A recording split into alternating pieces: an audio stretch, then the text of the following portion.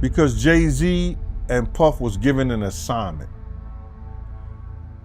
And that was to destroy East Coast rap. I was at a party at Diddy crib in LA. This was the beginning of 2020. He first started dating Beyonce at 17, 18, he was 30 something. You didn't know his age. When I look back and see how old Jay Z was, I think Jay Z was born in like 69 or 67. Because he couldn't get Beyonce to stop people. Guess you didn't know your daughter well enough, because she just started all the girls. Did you see where Jay Z and Beyonce's daughter, Blue Ivy, introduced her salon son to your song, Shake Something? Yeah, I saw that. I did see that. You know what I mean? I ain't know how true it was or not, you know what I'm saying? But I feel like, you know, if it come from in-house, you know, it's validated, but that's dope. It don't surprise me. I actually met Beyonce before. That was one of the people be like, who you met? The entertainment world is shaken once again, and this time the spotlight is focused on a strange mix of public comments, old friendships, mysterious parties, and a growing list of rumors that refuse to die. The topic at hand is sharp and uncomfortable. Online conversations are buzzing, with dramatic claims about secret gatherings, hidden power, and the idea that certain stars may have been closer to Diddy's private world than the public ever realized. At the center of this storm stands DaBaby, a man who only wanted to talk about music competition, but found himself swept into a larger narrative.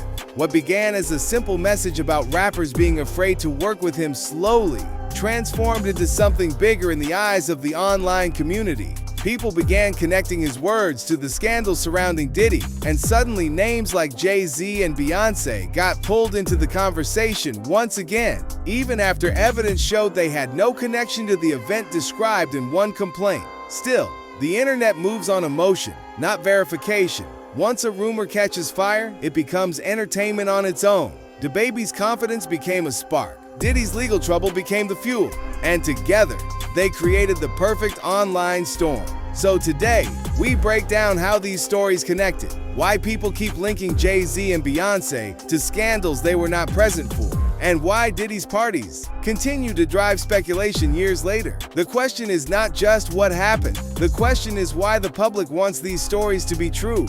It's funny, you open up Beyonce's internet, it just gets weird. Beyonce's internet. That's what we're calling that it. That belongs to the devil.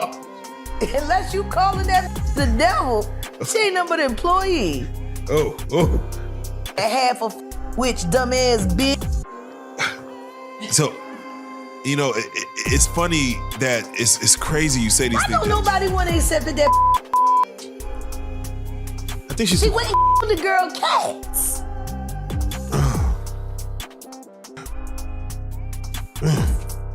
Okay. A girl went to court and charged her with extreme witchcraft. She was hypnotized. She was drugged. Beyonce came and she was in there eating on her and shit while she was asleep. You know, snacking on his bitch. People Cats. And guess what? They wouldn't give her the restraining order. They just told her to stay away from Beyonce and work for somebody else. Guess what? She's having a hard time finding work too. Which is interesting because she's a brilliant musician and she was trained at the esteemed Berklee College of Music.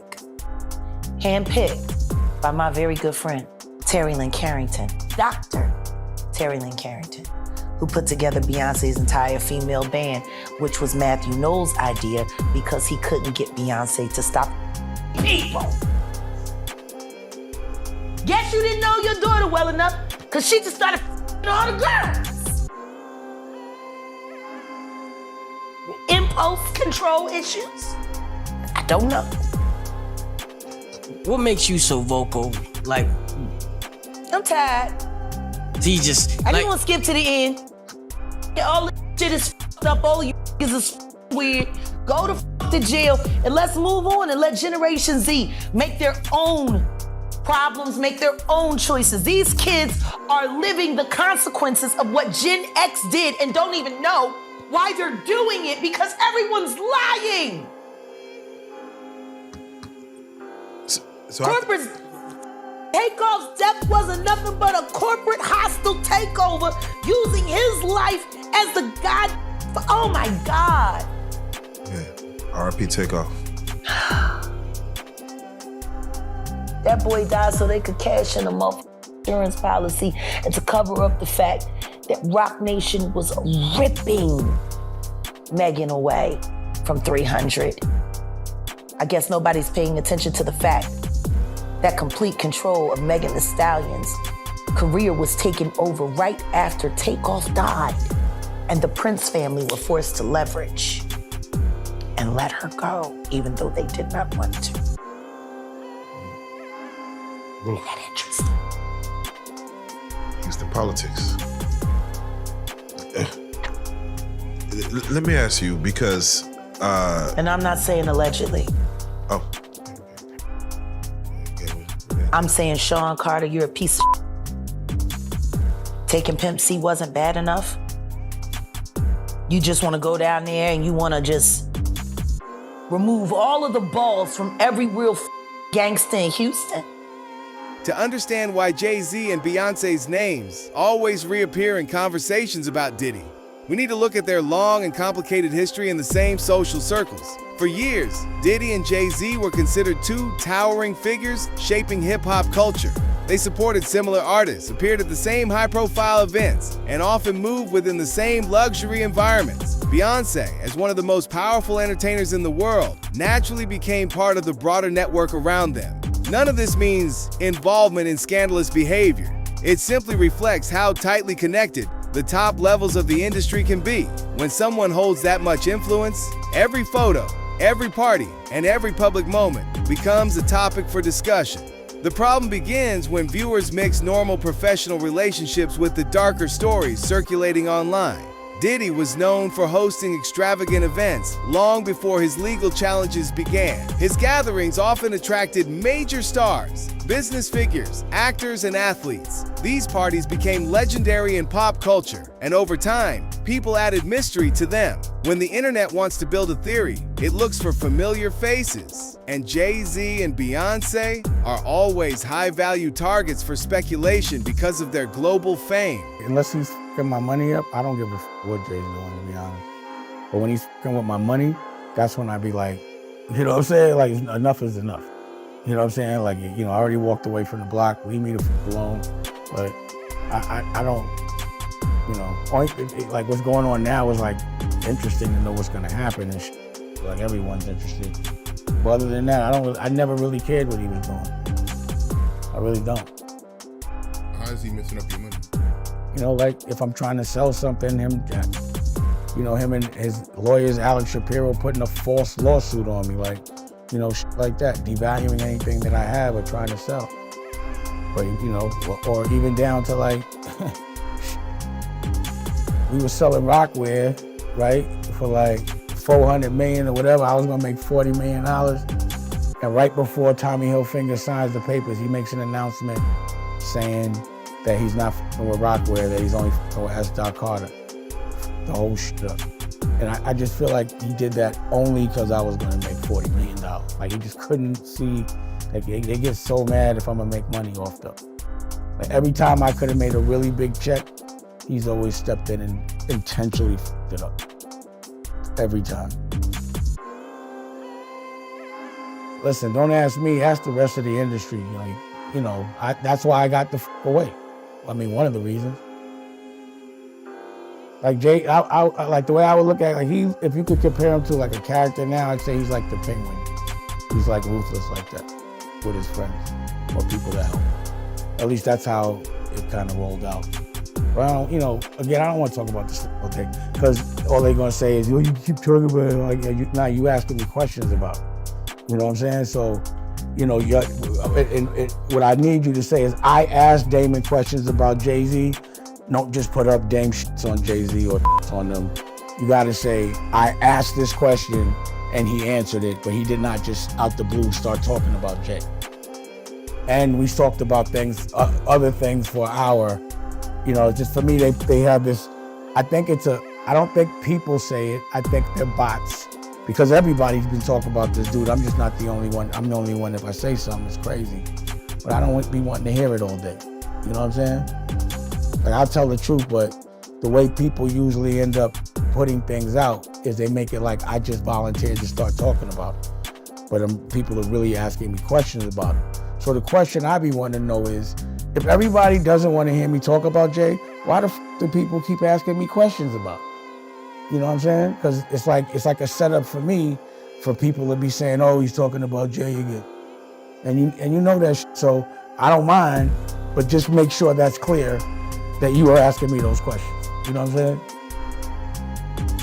Like when they posted up, you know, no, Dame wasn't talking about Jay. I just asked him these questions, but he talked about a lot of other shit. I just asked him questions about his history.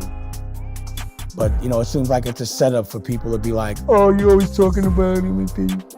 I'm like, nobody cares about him, man. You just keep asking me questions. This is why, even after their names were removed from a lawsuit and proven unrelated to the event, people still repeat the same questions. The public fascination with power, secrecy, and celebrity creates its own narrative. In this environment, simple association becomes evidence in the minds of viewers, even when the facts say otherwise. One of the biggest reasons these rumors continue spreading is the online fascination with something people call freakoffs. Over time, social media created a dramatic image of Diddy's private gatherings. These stories expanded far beyond anything verified. People describe mysterious rooms, strange punishments, controlled environments, and shocking scenes. None of this came from clear evidence. Instead, it came from a mixture of lawsuits, anonymous claims, old interviews, and years of exaggeration. Once the term caught on, it spread rapidly, turning into an online myth that overshadowed real information.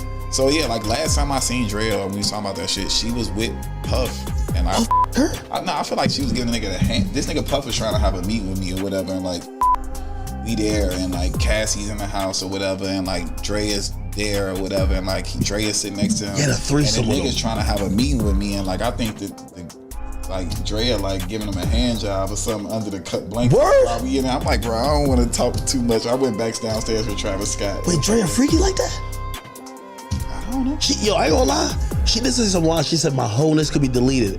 And honestly, if she wasn't that attractive, I would say no, he can't. But if she's so bad, I'm like, yeah, he can. Yeah, he can. For her, he can. She bad. So she gave him a hand job. I thought Diddy like niggas though. I don't know what did he do behind closed. So you're sitting here. Diddy ever did with me, it was like, yo, like, but it's like, yo, I met it. So damn, I was at a crossroads in my career, and like I was about to leave Atlantic Records because I felt like Atlantic was playing with me a little bit.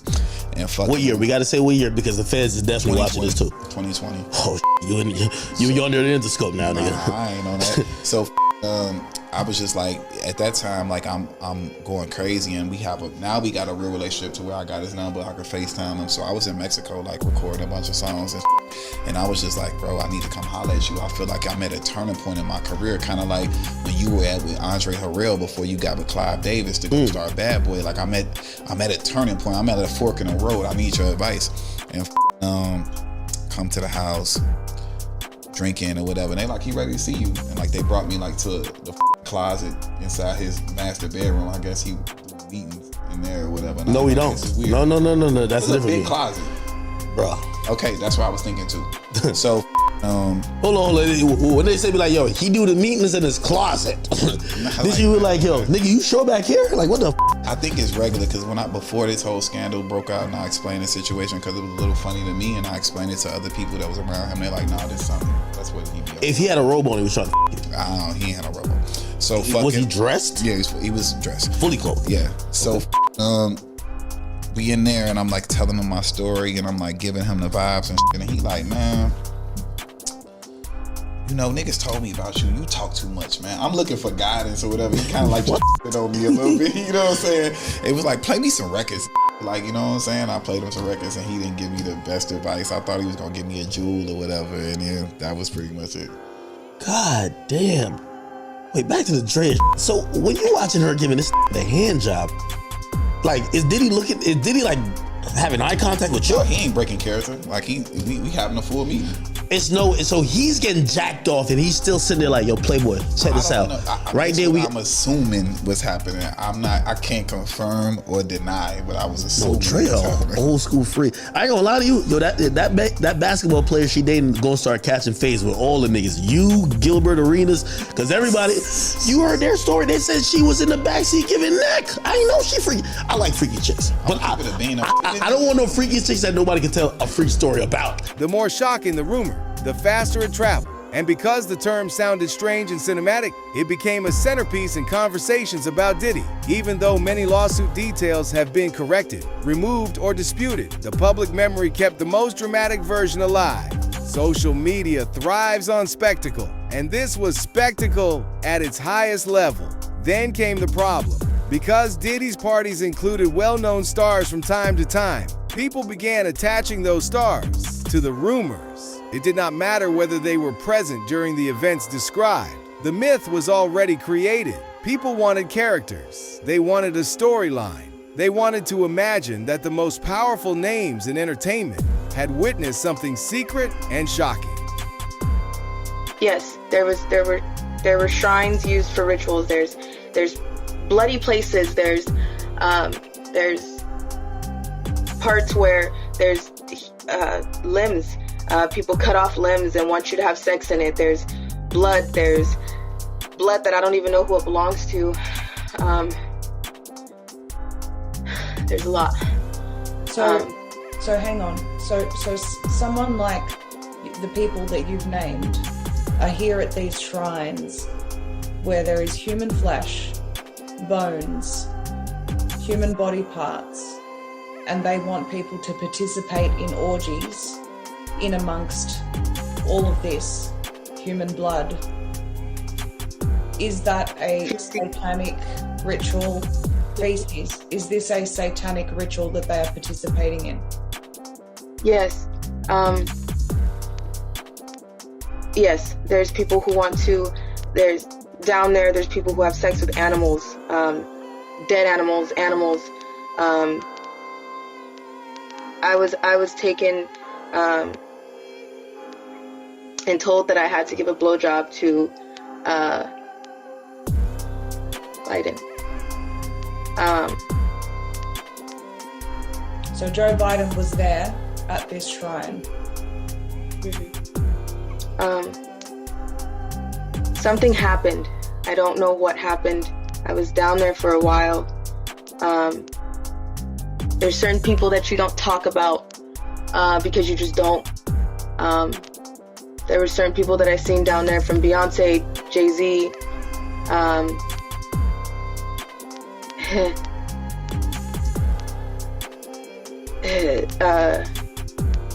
You don't tell on P. Diddy, but P. Diddy. So you said you don't tell on these people. Is that like a code that all victims adhere to? They don't talk about this stuff? Yes, you don't, because nobody's gonna believe you. You're nothing to them. You don't count. You're just a toy. You're not essential, as they call them. You're expendable. And as a child in that situation, I wasn't the type of person that was fighting all the time, because I started to learn who I was. I started to learn my pimp. I started to learn what I was in. I started to learn that you don't fight. You watch what you say, you watch what you do. And at some point, I stopped fighting people. And I started to accept the fact of what I was told, that I was special enough to be with this person. I was special enough to be in the eyes of a celebrity or somebody who's on the radio or on TV. And I accepted that. This is how Jay Z and Beyoncé repeatedly get pulled in. It is not about facts. It is about story value.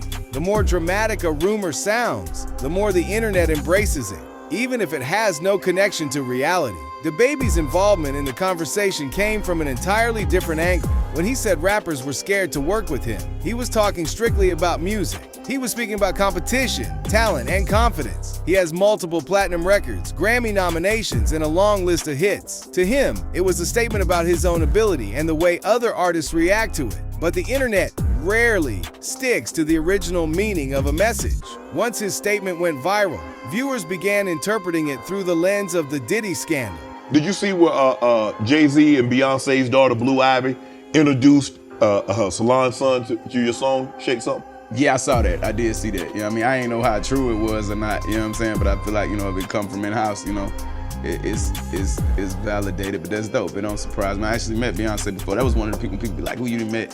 You know what I'm saying? It threw you out, like it took you back. Like, you know what I'm saying? Beyonce, Some said DaBaby was hinting at hidden pressure in the industry. Others claimed he was talking about gatekeepers who influence careers behind the scenes. A few even suggested he was referring to private events similar to the rumors surrounding Diddy. None of these interpretations came from DaBaby himself.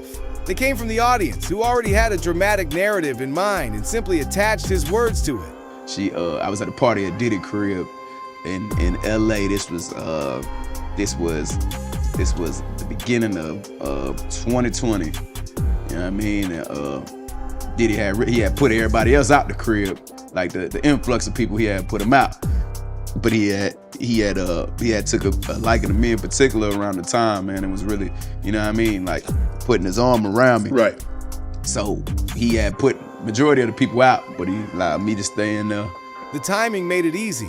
Diddy's legal issues were dominating the news. Old stories about parties and unusual behavior were resurfacing. Lawsuits were being updated. Shockingly, even names not involved were trending on social media. In that environment, any comment about fear or control felt like it fit the storyline. DaBaby's message was absorbed into the larger conversation and twisted into something he never intended. This is how the internet creates meaning out of coincidence. A statement about music becomes commentary on power. A personal thought becomes fuel for sensational theories. Right. Jay Z and Beyoncé being, you know, two of the other 15 people in the room. So that'll just put it into perspective of the type of company I was in at the moment, you know. And she came over and introduced herself to me like as if she had to. Beyonce, cut it out. But I'm a big fan of your work, you know what I'm saying? Whoop the whoop, and that was just dope. That was dope as hell to me, man.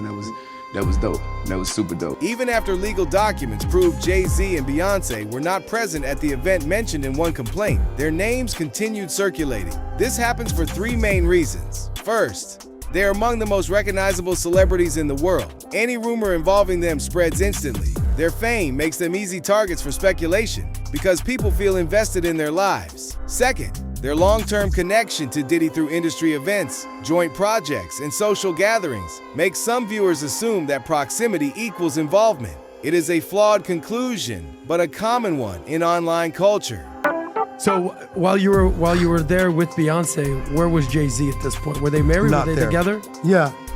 I'd rather not comment on any of that stuff. But like, yeah, they were. He wasn't around, but you know, she was in there focusing on her album. But did you work with Jay Z at all? I've worked with him. Yeah. I worked with him. I had a bunch of I did with him and Timberland. Hola, Bobito, all that stuff I played on. How was he like? What was he like? Hov? Yeah. He likes to get people on their toes. I remember one time he came to the Hit Factory, Criteria Studios in North Miami. And it's probably one of the most legendary studios in the world. You're about Miami. But like, Timberland would have his studio on one end of the building. I had my studio on the other end. And I remember Jay Z came over and he said, "Yo, Scott, Timberland making some fire over there." I was like, really? I get a call like from Timberland. He's like, "What you making over there, man? Jay Z came over and told me that you had some super fire over there." He was trying to get us on our competitive, to get the best out of us and like get the eye of the tiger out of us. Like piss us off, like, oh, his shit was hot and mine wasn't. Like, smart guy. Did it work? Yeah. Did it work? It got you guys too. Yeah, I mean, I guess it did. We figured it out though. Third, there is a broader expectation that major stars know everything happening around them. The public often believes that power comes with secret knowledge and access to hidden worlds. This belief fuels conspiracy-shaped stories. When the Diddy scandal grew, people expected his peers to have known or seen something, even without evidence. The removal of their names from the lawsuit did little to slow the rumors because it did not satisfy the public's desire for drama. Many viewers also mix up different timelines. They associate any old photo with modern allegations. They assume any attendance at a past party automatically connects them to every rumor that appears now. This pattern is not based on fact, but on the human desire to build a complete narrative. Jay Z and Beyoncé become characters in a story the internet chooses to tell, even when reality says otherwise. And once a rumor becomes part of the culture, it rarely disappears. The rise of social media changed how information is consumed. People no longer wait for verified reports. Instead, they react instantly to headlines, posts, and sensational claims. This environment rewards the most dramatic story, not the most accurate one. When a scandal involves wealth, fame, and mysterious behavior, it becomes entertainment. People build theories the same way writers build characters in a movie. They choose heroes, villains, witnesses, and hidden figures. And in the Diddy scandal, the internet created its own cast list. The idea of gatekeepers also shapes these narratives. Many artists have spoken about unseen forces in the industry, so the public believes these forces must be tied to the biggest stars. When DaBaby said rappers were scared, viewers took it as another sign that the system is controlled. They placed him inside a storyline he never stepped into. Another factor is the emotional reaction to power. When someone reaches the top of entertainment, the public wants to know how. Some believe success must be connected to secret deals or private behavior. This belief fuels curiosity, which fuels rumors. Even when lawsuits are corrected or names are cleared, the dramatic version stays in people's memory. This is why the sensational story involving Diddy, Jay Z, Beyoncé, and DaBaby continues to grow. It offers mystery, fear, power, and the excitement of a hidden world. It blends fact with imagination in a way that feels cinematic. And once viewers accept this version, it becomes very hard to replace with reality. DaBaby never mentioned Diddy, Jay Z, Beyoncé, or any rumors connected to private parties, yet his words became part of that world because viewers were already searching for meaning. His comment about fear tapped into public curiosity about how the entertainment industry operates behind the scenes. People assumed he was speaking in code. They believed he was hinting at the same forces being talked about in the lawsuits. The timing made it easy to merge these stories, even though they had nothing to do with each other. Related. Yeah, that's crazy. Isn't that interesting? Bloodlines. Yeah. Think about it. Look at Wanye right now with his sons. Yeah. I still don't understand why he signed them to marry. I don't get it. The can't read. Real life.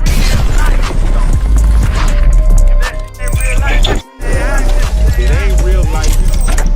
Just ain't. Real life street stars. You know what time it is. It's not becoming of our culture, of our people. But I'm going after our people. Do they sound like our people? Hey. Hey. They not like us. They not like us. They not like us. Hey. Hey. I don't know that. What? And Jack, let me ask, because you mentioned... I recognize the color, you know what I'm saying? But the spirit is all... You know, they selling melanin now. I heard you could bottle it up. Jack, you mentioned Erykah Badu, and you had said that you are related. Yeah. Faith is related, and you had mentioned that your relation, you know, kind of the family tree of it all. Just like Snoop is related to Brandy and yeah, Red I just Jack. saw Instagram posted a list of people who are related. I was like, oh, like there's a Most people in the industry are related. Yeah, that's crazy. Isn't that interesting? Bloodlines. Yeah. Think about it. Look at Wanye right now with his sons. Yeah. I still don't understand why he signed them to marry. I don't get it. The can't read. Why would you trust a contract coming from a bitch that can't read? Clearly she didn't write it. And if she can't read, then clearly she didn't read it. So who's writing the fucking contract that those kids signed? It ain't her. Yeah. And guess what? Considering the deal their father signed, I don't know. You know, Boyz II Men got f***ed. They got f***ed by Michael Bivins. Raped. And I'm not saying sexual assault. I'm talking about pocket. Yeah, man. Right through. Very bad. They had one of the worst recording contracts ever. It was almost as if Michael Bivins was like having like PTSD from New Edition being a days. child star and said, I'ma find some real talented guys. do this again. And I'ma fuck them over worse We than gonna we do this did. again. So we can say it happened to somebody else. That's PTSD for you. That's like, we gonna make them relive it. Make them relive it. God damn. Why would you do that to another artist? Yeah. Why would you sit there and say, man, we had the #1 record and we were still on food stamps, and then force your group to do that? Hey, man. Why would you do that? Be your own people. You wanna know how f***ed off it was for Big Mike at the end of his run before he had to leave Boyz II Men? Oh, yeah. Yeah, please. Let me tell you how bad his finances had gotten after his wife ran through what lump sum of money they had on that god-awful soul food restaurant that lacked soul and promptness. 6 hours to get a turkey wing platter. 6 hours. We used to call it opening to get it in time for dinner. Get your order in as soon as they open if you want to have it by 6. That was the joke around Voorhees. Jeez. Jill bought their house.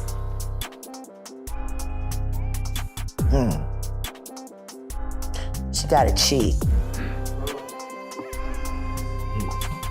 It would have been a $750,000 home back then, but they were forced to knock $250,000 off the top because of the structural damage.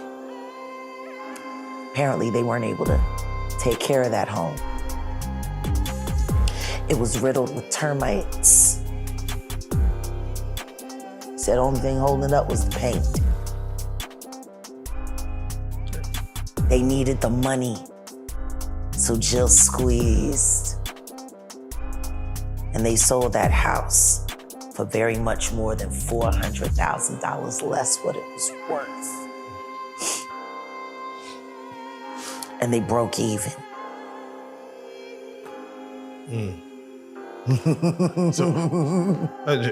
Is it the way you hate me, baby? That was my cousin Alma that sang that. Oh. Man. Oh. The apple don't fall far. Oh, you don't want to diss me, The apple don't fall far. You don't want to diss me. Jack. I know you. Wait a second. Did you hear what I just said? Michael Bivins over Boyz II Men. And when Big Mike got sick, apparently there wasn't enough money available to help them through their hard times. That's how it goes. They didn't even promote that soul food restaurant. I mean, I can understand why it was some nigga shit, but maybe if they had got some real help, maybe they could have hired somebody to come in and help manage it. But no, they had to be a self-ran business because they couldn't afford to hire anyone. Why not? Like, why was there not a moment where Michael Bivins said, I really did f*** y'all over. I see this struggling, and this shit that happened to him ain't even his fault. Yo, let me slide y'all $5 million. Just because. For you and your family, say your house. No. He was left to go bankrupt and be forced to sell to a vulture like Jill Scott, who was also an artist and knew how bad that family was struggling and took that as an opportunity to get a very, very large-scale home in a lovely, lovely white Jewish neighborhood for cheap. Whoa. I mean, I'm just like, you could have said, I know you guys don't want to walk away from your home, but at least let me pay you full value because I got the money. And I want to see y'all be okay. She knew they were going to have to forfeit on that mortgage, and she squeezed. She was kinder to that damn dog. Oh man, Putter, what's his name? Flutter, yeah. Putter, God. You gave the dog an idiot name and you wonder why he's shedding his shoe. The is Flutter? What does that mean? Oh, it's the sound his feet make. That's your fault. You named him nothing. How you gonna like, Flutter, I used to hate that and he hated kids and he barked at people's feet. Like he was up. Oh man. I can see why Lizelle said she shouldn't make no babies. Oh man. I mean, that was her husband. So, he should have known her best. Yeah, let me She say wrote a whole this. song about it. It was a hit record. Want to hear it? They not for rich. Oh, Turn on a black radio station on Sunday where they sell bullshit all the time. Jack, I want to ask. Nothing progressive. I have to say, most people that watch our interviews or your interviews as of late, the main question that comes up is, how does she know? Was she there? So yeah. I want to do it like this. I'm gonna name some names. Sure. And I want to know, were you around them? Sure. I would like to start for what everybody knows is Jay Z. What about him? Were you around him? In what capacity were you around him? Was it strictly? Was it only NDAs Unplugged? in my life. Okay. Both of them were with Mr. Carter. Ask me what you want to know and I'll answer what I can. Let's just start with the base level. Business, personal. Both. Both. And spiritual. And spiritual. Okay. We believe in the same power. We don't believe in appropriating it the same way. Can I ask you this? For you, did you find joy in the business or pleasure? And when you answer that, I'm gonna flip it on him. Do you feel he found joy in the business or pleasure part of that?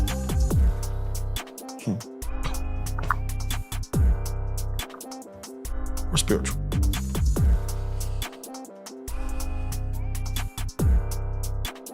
He is the most shameful thing I've ever done. There is nothing that I experienced with that person that has not inspired shame except for Unplugged. That was the purest moment. For me, it was all done in love for music, love for all that was there, love for the culture. I hate the fact that we did it all for a culture vulture. For someone who never truly had the capacity to appreciate that moment in time, to steal it from the masses, to hide it, to cloak it. I put it up on Philadelphia last year when we launched. You know how many people came to the network to see that show that they never got to see? You know what's great about this year? I still got the footage. There you go. And in 1 week, Jay Z Unplugged, the actual whole concert, from beginning to end, will be viewed and able to be viewed on realjag.com. Come and see the history. Come and see the power of that moment, the amazing things that we did with our bodies and our minds and our spirits. There was not one person in that room that was not elevated that night. And everyone in that room would be a liar if they said that I wasn't responsible for 75% of it. DaBaby's strong personality also contributes to this effect. He is known for speaking boldly. That makes viewers expect hidden messages in everything he says. If he praises himself, they think it means he is calling out others. If he speaks about pressure, they think he means something deeper. This pattern intensified as the Diddy scandal grew. People began connecting dots that were never meant to be connected. In reality, DaBaby's message was about music and competition, but the public placed it into a narrative about influence, secrecy, and controversial behavior.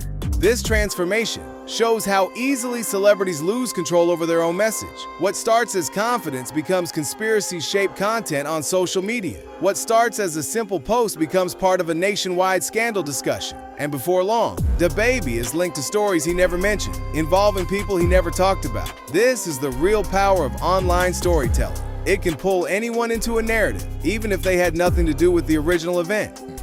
Because Jay Z and Puff was given an assignment. And that was to destroy East Coast rap. And what I mean by that, and I know people gonna like, yo, Gene is out of his mind and everything like that. Check this out, brother. Is that New York rappers was getting 80 to 100, 800 to 1.2 million, or some larger than that, and sign with labels back then. And they was getting a lot of money to make albums and records. When they had guys down south that these labels was paying $250,000, $300,000 on record deals, and these guys was bringing back platinum albums and everything like that. So what they had to do was, they had to keep New York rappers down. That's one reason, other than the Irv Gotti that 50 was going through and the poison they was putting in about 50, he had to go elsewhere to California, or with Jay and not with Dre and Eminem to get a deal. They did not want East Coast rappers to get big. They were suppressing all new artists that was coming out of New York. Jay and Diddy was doing it. That's why when I heard your story, because I knew this for a long time, but when I heard Dame Dash that Jay wouldn't sign off on nothing, Jay wouldn't do this and Jay would that, because he couldn't let a Cameron blow up. He couldn't let an East Coast rapper like Beanie Siegel blow up. Because him and Diddy was giving that deal, we gotta keep these East Coast rappers down. Because down south rappers, Cash Money, No Limit, Ludacris and them, they was taking little money and bringing back more money and making more money for them. So the record labels, I wouldn't say they was gonna lose off the East Coast rappers, but they couldn't give them peanuts. They couldn't give them $200,000 to do an album, $300,000 to do an album. They couldn't give them that type of money. They had people like Graf getting $800,000 doing an album and never came out. So they was placed to destroy the East Coast rap. And then along came a somebody that was about to bring East Coast rap back. And there's nothing they could do about it. And this kid was finna put East Coast on the map just like Big did. And this is after 50. And that was Papa Smoke. Pop Smoke.